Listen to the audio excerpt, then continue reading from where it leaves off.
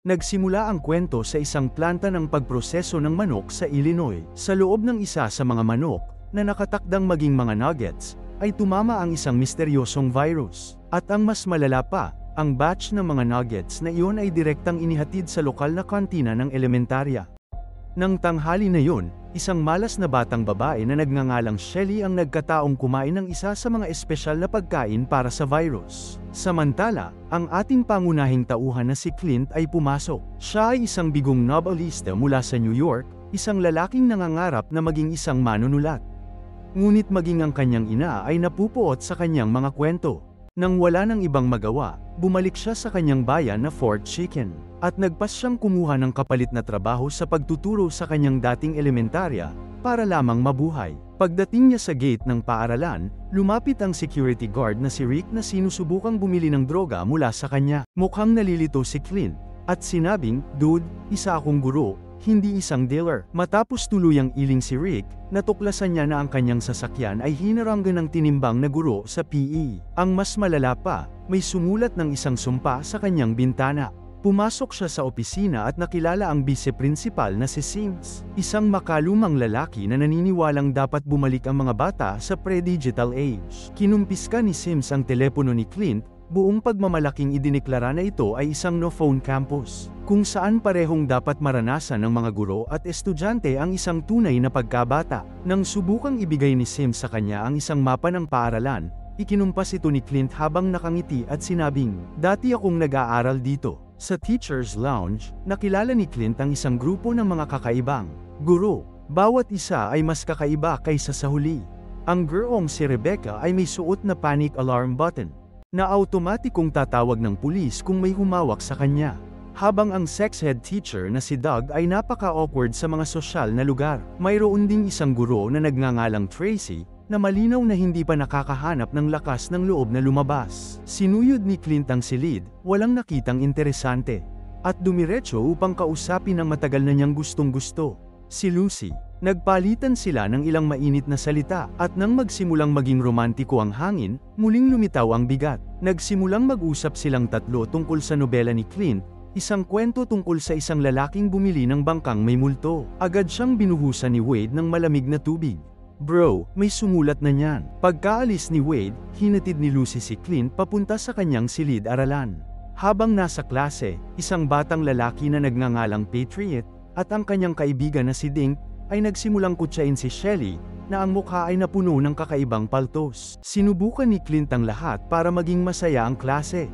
Ngunit tumanggi si Patriot na makipagtulungan, kahit na kinuha niya ang kanyang telepono sa kalagitnaan ng klase. Nang pag-alitan siya ni Clint, nagbanta ang batang yon. "Kung hahawakan mo ako, sasabihin kong sinubukan mo akong asarin."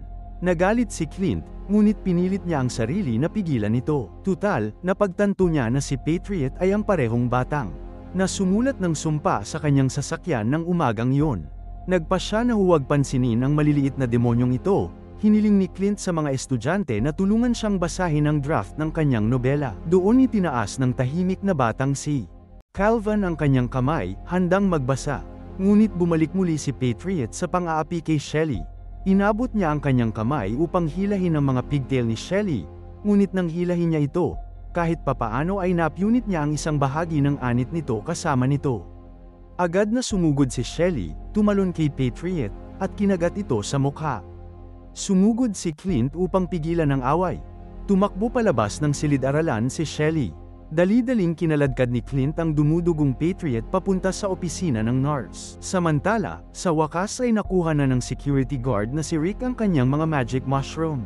Habang nasa recess, bumalik si Clint sa Teacher's Lounge at ikinwento kay Lucy ang nakakatakot na eksena na nangyari. Sa ibang lugar, hinarap ni Dink si Shelly at tinanong kung bakit niya inatake si Patriot, ngunit sumugod si Shelly at kinagat din siya. Naging magulo ang palaruan. Habang napansin lang ni Wade na nagtatawanan sina Lucy at Clint malapit sa basketball court, na agad niyang ikinainggit. Di nagtagal, napagtanto ni Rick na may mali. Nakita niya ang isang batang may impeksyon na kumakain ng sarili niyang magulang. Dahil sa takot, tinawagan niya si Vice Principal Sims para iulat ito. Ang problema, si Rick ay hubog pa rin na parang saranggola at hindi man lang makabuo ng buong pangungusap. Gayunpaman, nagpa siya si Sims na tingnan ito.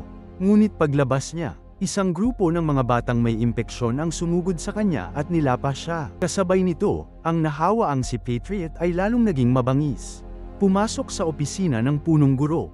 Pagbalik sa silid pahingahan ng guro, takot na takot si Rebecca, pinindot ang buton ng kanyang alarma para sa pagkataranta. Sa wakas ay napagtanto ni Wade kung gaano kasama ang mga bagay-bagay. At pinapasok ang lahat sa gusali ng paaralan upang sumilong. Halos hindi nagawang i-lock ang mga batang galit na galit sa labas. Samantala, nagdulot ng kaguluhan si Patriot sa loob ng opisina. Pinutol ang lahat ng linya ng telepono. Ilang minuto ang lumipas, dumating si Sheriff Dave sa paaralan. Ngunit nang inabot niya ang kamay upang pakalmeyin ang isa sa mga bata, nakagat ng bata ang kanyang daliri, sumisigaw sa sakit. Tumalon si Dave sa kanyang sasakyan, at nagmaneho palayo. Para lamang matuklasan ng isang batang may impeksyon na nagtatago sa likurang upuan. Napagtanto na walang silbi ang mga pulis. Nagpasya si Wade na gawin ang mga bagay-bagay. Ngunit noon din, inambush sila ni Patriot. Nabangga si Clint ni Patriot. Agad na hinugot ni Rebecca ang kanyang pepper spray, at inilabas ito sa mukha ni Patriot. Natulala at galit na galit, lumingon si Patriot at inatake ang isa pang guro. Marahas na nagpumiglas ang dalawa at nauwi sa pagkakulong sa loob ng isang aparador. Sinamantala ng iba pang mga guro ang pagkakataong tumakas. Kasunod si Wade papasok sa gusali. Sa kanilang pagkataranta, nakasalubong nila ang batang si Calvin, ang magandang balita. Hindi pa siya nahawaan, kaya isinama nila siya. Napilitan ang grupo na magkulong sa loob ng isang silid-aralan. Ngunit sa labas, binuksan na ni Patriot ang pangunahing gate. Nagdulot ng pagdagsa ng mga nahawaang estudyante sa paaralan. Ngayong nakulong na, sabi ni Calvin. Lahat sila ay may mga kudi. Noong una, walang naniwala sa kanya. Hanggang sa tumango ng seryoso ang punong guro na si Doug at sinabing, tama siya. Sinimulan ni Doug na suriin ang mga paltos kay Shelly, sinusubukang intindihin kung paano gumagana ang virus. Ngunit hindi nagtagal, nakatakas muli si Shelly. Iminungkahi ni Wade na tumakbo sila papunta sa parking lot. Ngunit umiling si Clint, iginiit na dapat silang pumunta sa opisina ng punong guro para humingi ng tulong. Nahati ang grupo sa dalawang opinyon. Tumaas ang tensyon, pagkatapos ay pumasok si Lucy para mamagitan. Tumigil na kayo sa pag-aaway. Maghihintay tayo hanggang alas 3 ng hapon, kapag dumating ang mga magulang para sunduin ang kanilang mga anak, at saka kami hihingi ng tulong mula sa bubong. Nag-aatubili ang lahat na sumang-ayon. Ngunit napansin ni Lucy ang kalmo sa braso ni Clint. Agad siyang ikinulong ni Wade sa loob ng isang silid para sa kwarentinas. Sinundan siya ni Doug papasok para suriin. At di nagtagal ay natuklasan niyang nahawaan din si Clint, ngunit naiiba sa mga bata. May lagnat siya. Ngunit hindi nawala ng kontrol o nagpakita ng marahas na pag-uugali. Nang tanungin ng iba kung paano nalaman yun ni Doug, naiilang niyang itinaas ang kanyang kamay at sinabing, dahil sinubukan ko ang kanyang mga likido sa katawan. Ang silid ay tumahimik ng ilang sandali. Lumipas ang oras, hanggang sa wakas ay alas 3 ng hapon. Kinuha ng mga guro si Calvin at umakyat sa bubong. Umaasa na hihingi ng tulong mula sa mga magulang sa ibaba. Ngunit walang napansing mali ang ina doon. Masyado siyang abala sa kanyang telepono para mapansin ang nangyayari sa kanyang paligid. Samantala, ang kanyang anak, ang Racer, ay sumakay sa kotse, at nagsimulang makipaglaban sa kanyang nakababatang kapatid. Pagkatapos ay humarap upang atakihin din ang kanyang sariling ina. Bigla na lang, nahawakan ng isang bata siguro Tracy, ngunit nang tiningnan nilang mabuti, si Tamra pala ito, at nakakagulat, hindi naman nahawaan si Tamra. Tapos nakita sila ng ibang mga bata. Tumakbo ang lahat ng mabilis hanggat maaari. At nagtago sa loob ng gym. Nahuli ng nahawang si Dink si Doug, at walang pag-aalinlangan. Tinimbang at kinuha ang isang pamatay sunog. At dinurog ang ulo ni Dink hanggang sa pumutok ito. Samantala, inaalaw ni Lucy ang dalawang nakaligtas na bata. Sinasabi sa kanila na hanggat hindi sila nakagat o knuckle mo, magiging maayos sila. Pagkatapos ay tahimik na sinabi ni Tamra, knuckle mo ako. Isang mahaba at madugong marka sa kanyang likod ang nagpatahimik kay Lucy. Agad niyang dinala si Tamra sa banyo para ihiwalay siya. Sa labas, si Rick ay nasa hilik pa rin sa kanyang sasakyan. Walang kamalay-malay na ang mundo ay naging impyerno. Kasabay nito, hinarap ni Lucy si Wade. Itinanong niya kung bakit ganoon na lamang ang galit nito kay Clint. Sa wakas ay inamin ni Wade na plano na niyang mag-propose kay Lucy, Ngunit nang makita niya itong ngumiti kay Clint, lubos siyang nawala ng lakas ng loob. Agad na isiniwalat ng autopsy ni Doug ang katotohanan. Dahil sa virus, nabulok ang mga bata habang nabubuhay pa. Gumagana pa rin ang kanilang katawan. Ngunit hindi na sila tao.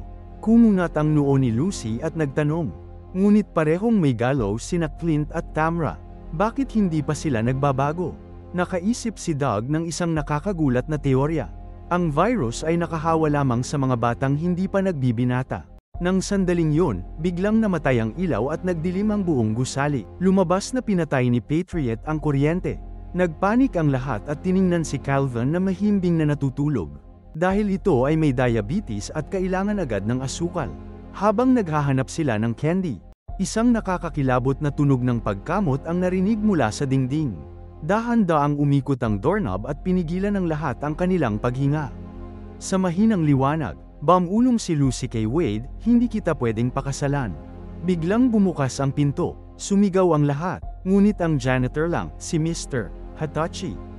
Desperado si Lucy na makahanap ng asukal para kay Calvin, ngunit hinalugog ni Hitachi ang bawat bulsa at wala siyang nakita. Sang emergency broadcast, ang buong bayan ay nasa ilalim ng mga utos ng paglikas. Walang darating na pagsagip. Habang nawawala ng pag-asa, sa wakas ay tumayo si Clint. "Hindi tayo maaaring umupo lang dito at mamatay."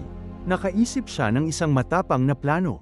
Nagumapang sa mga air duct, kumuha ng mga merienda mula sa vending machine para kay Calvin.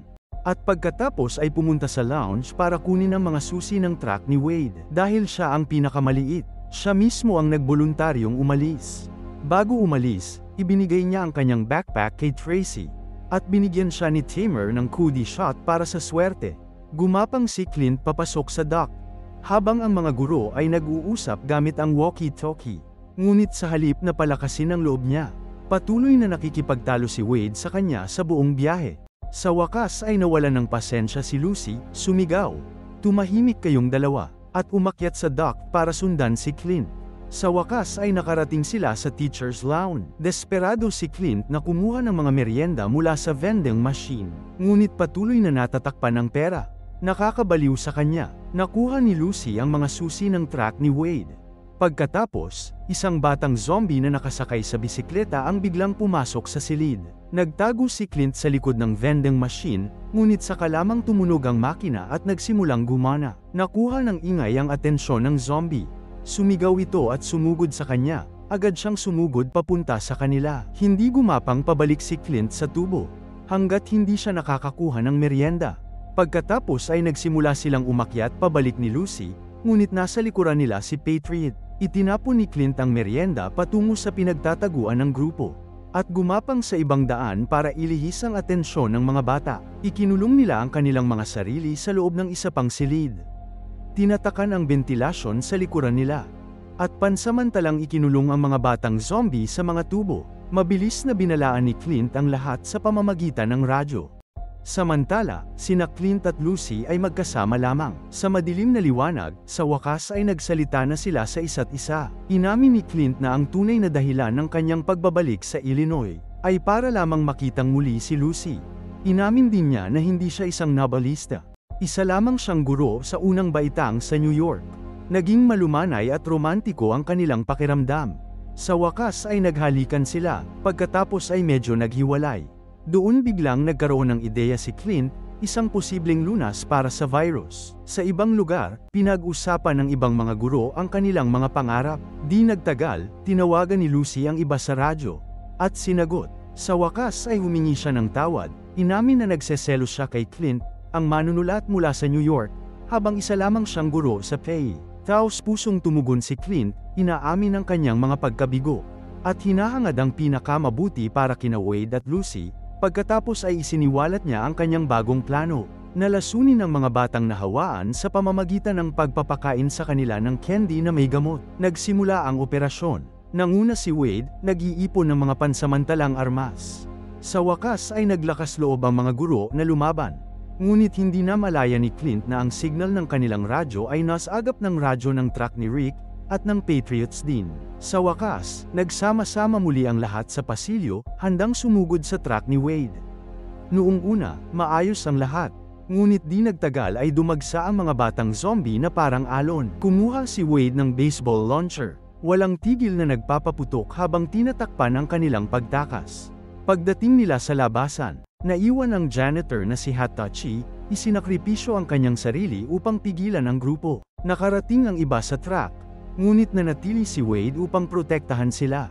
Inihagis niya ang mga susi kay Clint, sumigaw si Lucy at tumangging umalis. Ngunit pilit siyang hinayla ni Clint papasok sa truck. Habang umiiyak, pinanood nila si Wade na nilamon ng kayeg. Umugang ang truck hanggang sa mabuhay, at nakatakas sila sa bangungot. Ngunit hindi pa tapos ang panganib. Palihim na umakyat si Patriot sa bubong. Nang halos maubos na ang gasolina, biglang inabot ng Patriot si Clint sa bintana para hawakan. Pinalo ni Clint ang preno.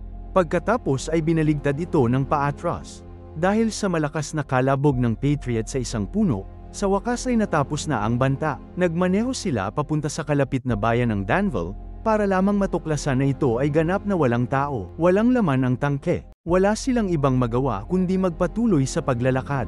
Sa isang kalapit na tindahan ng elektroniko, napanood nila ang balita na nag-uulat ng mabilis na pagkalat ng pandemya sa buong bansa, at kung paano natunto ng mga investigador ang posibleng pinagmulan nito. Ang kilalang-kilalang pabrika ng Fort Chicken Nugget, nang mapagtanto na maaaring kontaminado ang mga nuggets. Natuwa si Doug at sinabing, kung makakakuha tayo ng isa sa mga nuggets na yun, baka makagawa ako ng bakuna. Ngunit bago pa man siya matapos, nakita nila ang isang grupo ng mga batang zombie na tumatakbo papunta sa kanila. Dahil sa takot, ang grupo ay tumakbo papunta sa pinakamalapit na gusali, na naging palaruan pala ng mga bata. Sa loob, makikita pa rin ang mga bakas ng isang kamakailang salo-salo, at ang mga nahawa ang chicken nuggets ay nakakalat sa buong sahig. Hindi nag-atubili si Doug, dumampot siya agad ng isa. Ngunit sa sandaling ginawa niya yun, pinalibutan ng mga batang zombie ang palaruan. Nakulong at walang pag-asa, pakiramdam nila ay tapos na ang lahat. Hanggang sa buong kabayanihang dumating si Wade, sumugod kasama ang janitor na si Mr. Hatachi, sigaw ni Wade habang nag-i-spray ng malakas.